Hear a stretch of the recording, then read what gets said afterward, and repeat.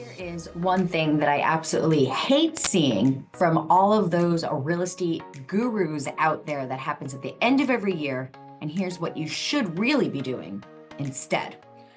What I want to talk about today is where to buy, market research. This is a very, very popular topic, especially at the end of every year. I feel like you just see all over the internet, all over Instagram, magazines, everything coming out with like the top 10 list of where you should be investing in 2025, or here are the places that we think are going to be the hot spots for the new year. And I got to be honest, these things absolutely drive me crazy. And that's really not the way that we should be doing market research anyways. So instead, let's talk about what is the better way to make sure that you are finding the right market for you, and you're able to make sure that you are able to pick up your next property in a fantastic location. So let's talk about why those lists are horrible. Those lists are horrible because, listen, if there is a location that is on a top 10 list in a national publication, I've seen this in Entrepreneur Magazine and Time Magazine, you see this in just simple Google searches everywhere. If it is already on the top 10 list, other people probably are going to know about it, okay? So if you think that you are going to find all of a sudden this like amazing market that nobody else is buying and that nobody else is thinking about, I'm telling you, if it's on a list, you're probably already too late to be one of the early adopters in that market, okay? I see the same cities usually popping up on these things. Also, listen, those are great headlines. They're great ways to be able to grab your attention. But what none of those lists actually take into consideration are the factors of what you're actually looking to buy in, right? They just kind of throw together these like random parameters and then are really just kind of making those catchy headlines because of that. It's total clickbait. And we, Lady Landlords, are going to be smarter than that and know a different way to be able to purchase, okay? Also, the second thing that kills me about these just generic lists of hot spots that somebody else determined is that there are deals absolutely everywhere, okay? This is something that I feel like we see a lot in the Lady Landlords Facebook group, is women asking like, oh, is this market good, or is this market good, or should I look in this area or this other area? It's kind of like these generic lists, right? But there are deals everywhere. It's so odd to kind of see such like the generic question and yet expecting such a concrete, clear answer, and also being very specific to you. What I mean by that is that even within different markets, there are still some markets that are better for buying and holding. There's better markets for appreciation. There's better markets for cash flow. There's better markets for flips. There's better markets for new developments. So to just see a list of like, oh, hey, here's where you should buy in real estate. Well, buying real estate though, but for what, with what money, with what goal, for what are we trying to accomplish in this? And it's just so odd that it seems that we're just kind of missing out on what really is that customized version of what we're actually looking for. So if you have a magazine, if you saw it in a newspaper, if there's anything that you're like, ooh, I got to pick this city because it was in this top 10 list, I'm telling you now, just like throw that in the wastebasket and just light it on fire, right? It's not helping you. Instead, what we should be doing is kind of doing a little bit of a pre-work situation first before we are defining our market. The first place we really need to start is with what are we actually looking to get out of real estate? And this goes for anything within our portfolio growth or for buying properties. Ladies, we need to be thinking about what our end goal is first. Okay. We should not be going out there buying property, should not be picking up this type of property or in this type of city until we actually know what we're looking for from that. Okay. For example, are you a person that is buying for that appreciation in the long run? Or are you somebody that's looking for cash flow, right? Let's even just start with those two options. There are so many other reasons of why we could even be buying properties. But let's just take those two simple ones. Are you either team appreciation or team cash flow? Or are you team both? You can really be looking for both of those. But when you break that down, then you also have to decide what appreciation or cash flow actually looks like for you, or what percentage is going to be what you really need. For example, I know in Lady Landlords, there are a lot of women that are looking to become work optional, okay? Not necessarily leaving day job, just saying, hey, I want to be able to have the option to be able to do that, okay? You need to start by thinking, well, how much money do I need to see coming in from real estate that would allow me to be work optional, okay? Let's say you calculated it out and you said, hey, if I had 10 grand coming in from real estate, I would have the option to leave my day job if I so chose to, right? 10 grand. Think about it from that simple numbers here. Once you know that, then you need to figure out, well, based on how much I can bring in from cash flow, how many properties is that really going to then be able to be, right?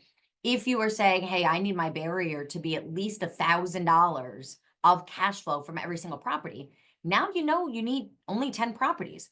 I've said it 100 times on here before. My personal goal is not to own all of the real estate.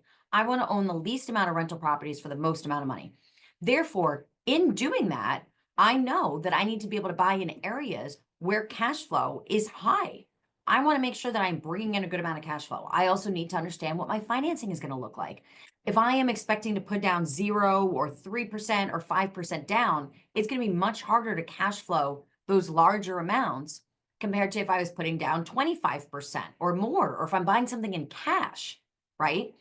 So you also need to understand your financing piece to go into that. But I guarantee you, most of those places on those lists that are going to tell you, like, hey, here's the best place to be able to buy, to get a cash flow that was going to work for what I was looking for, to really be able to become work optional, to be able to replace a 6-figure salary, I was not going to go being able to buy in places where I'm making $50 or $100 a door. That's going to be a lot of properties to get to 10K. That's a lot of work. And I am in this for the ease and for the benefits to my life and my time freedom that it gives me. So you need to kind of really think about, what is that goal that you're looking to get to? Or is it appreciation? Are you saying, hey, my real estate is going to be things that are going to pay for my retirement, that are going to cover me in my later years, are going to pay for my kids to go to college in 15 years, right? If you're looking for that money down the line and you're really looking for that appreciation, or you're looking for some type of combination. I personally buy in areas that will give me the cash flow that I need today, but I know will also have a higher rate of appreciation than other areas, because I want to make sure that I'm buying in those areas that are going to kind of serve both needs that I personally want for myself and my family. Within that, I need to be looking in those types of markets, not just something I can find on a top 10 list. Okay. So I encourage you to first sit down and think about, what are you looking to get out of real estate? What are those numbers that you need? If you're sitting there being like, hey, actually, you know what?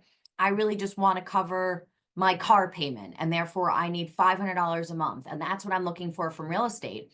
Okay. And you're saying, hey, I'm okay owning a couple different properties to be able to buy that, and I need a lower cost of entry area. And you're saying, hey, I'll take 5 single family homes, each bringing me in $100 to get to that $500 to cover your car payment. That is totally cool. But you need to actually do that work out.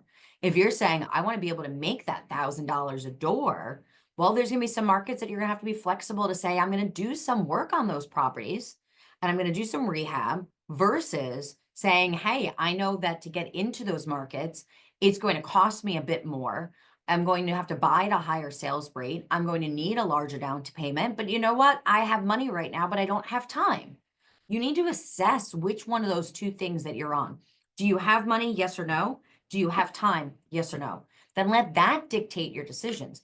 But we really need to be starting with, what is that goal that we're looking for? And not just saying, hey, I want cash flow. Hey, I want profit coming in. Hey, I want mailbox money.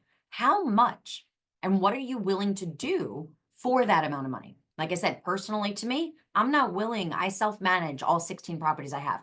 I am not willing to manage a single family property or even a multifamily, but I'm not willing to manage something for $50 a month. That personally does not work for me. If that does for you, perfectly fine. But then that way you can decide if a market is going to be right for you or not based on those items.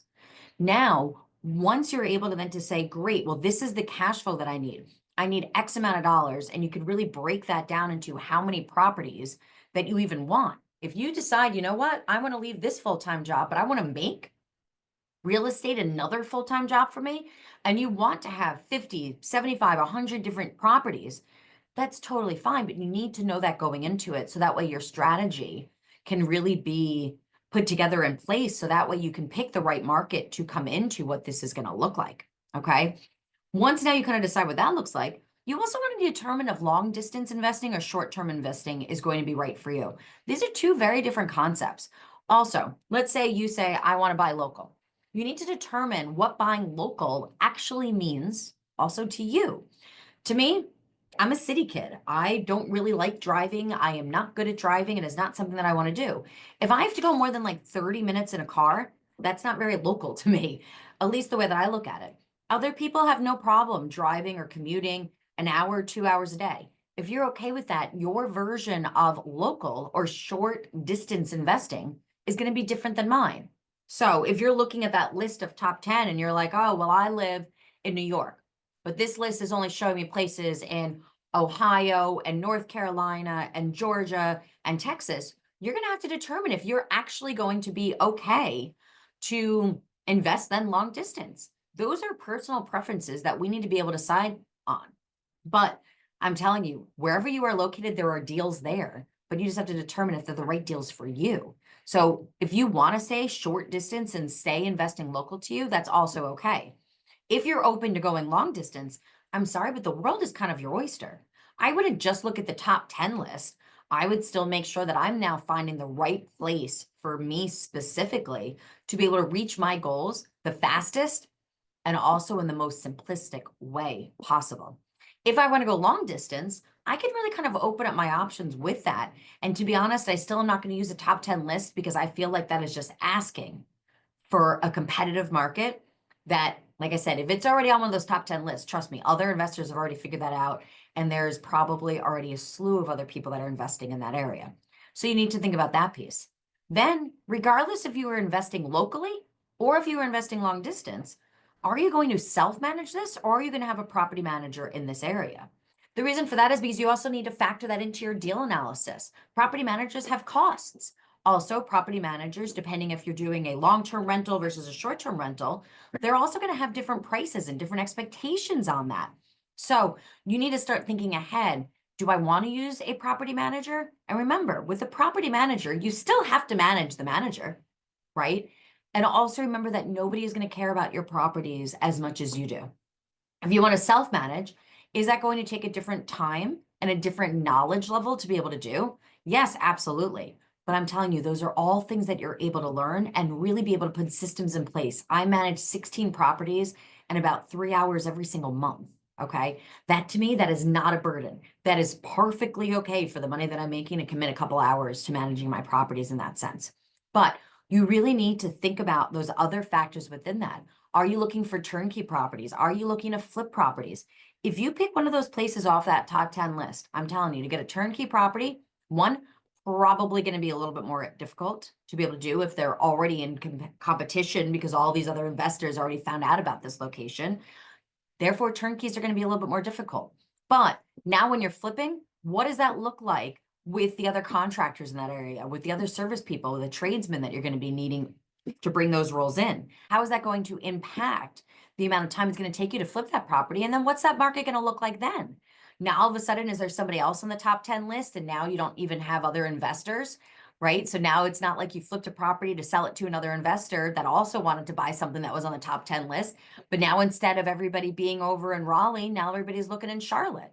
Now, all of a sudden, did your market go away because nobody actually determined if the people that are living there are actually buying these properties and what they're looking for, but really you were just selling from investor to investor to investor, that just reading these same cookie cutter articles attracting the people that are looking for that get rich quick scheme. Listen, real estate is absolutely the way to build wealth, to create a legacy, to be able to have that freedom that you want to see in your life today. But we have to get in there, we have to do the work, and we have to always make sure that we come back and checking it against ourselves, saying, is this the right fit for me specifically? But finding our own market within that and really finding our own space in our own area that we get to be the expert in, that we know we can buy not just our first property, but our second property and our fifth property, all in that same market, is going to be a better way to feed yourself in the long run with the least amount of work having to go in that, the least amount of headaches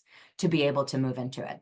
So I would encourage you, like I said, take that magazine, take that article, throw it out, sit down and spend a couple minutes right after you listen to this podcast, spend a couple minutes thinking about what your goal is. What are you looking to accomplish? What does that look like from appreciation, from cash flow? What are you looking to get out of it? Put numbers to that pen and paper, and also build out that vision of how this property is being managed by yourself. Where is it? Is it close to you? Is it not close to you? Do you even care about that? And that will help you determine, then going into that market research exercise, which will then be looking at the actual data. Who's living there? Who's moving in there? What are people's salaries? What is the aging population? Now you can actually look and you could do your own market research rather than relying on somebody else just to tell you, hey, here's what we're telling every other single investor out there, regardless of their factors, of their time, of their goals, of their finances, that this is where we should invest. So don't get fooled by all that clickbait out there. Spend a couple minutes, put in that homework, and let me know how that goes. Drop down in the comments under the show notes, or you can go to the Lady Landlords Facebook community, make a post, tell me what you decided were your goals and what you need to be able to accomplish with your markets. And now we will be able to support you and help find and identify the perfect market for you. Thank you very much. I hope that helps avoid some of the pitfalls that I see so many other investors make. That's what I personally do with growing my market, and I hope that helps you too. If you enjoyed today's episode, do make sure to hit that subscribe button so you not miss another episode of the Lady Landlords Podcast. We release new episodes every single Tuesday. So I will see you next week for that. Or as always, if you have other questions, feel free to put a message in the Lady Landlords Facebook group and I'll respond to you there. Thanks so much and see you next week. Thank you for listening to the Lady Landlords Podcast. If you're feeling stuck in your real estate investing journey, visit lady-landlords.com to book a 15-minute orientation call with me and see if you're ready to join our mentorship program. Or you can subscribe to our newsletter and join our Facebook group for exclusive real estate investing tips and offers. Invest with confidence. Become a Lady Landlord today.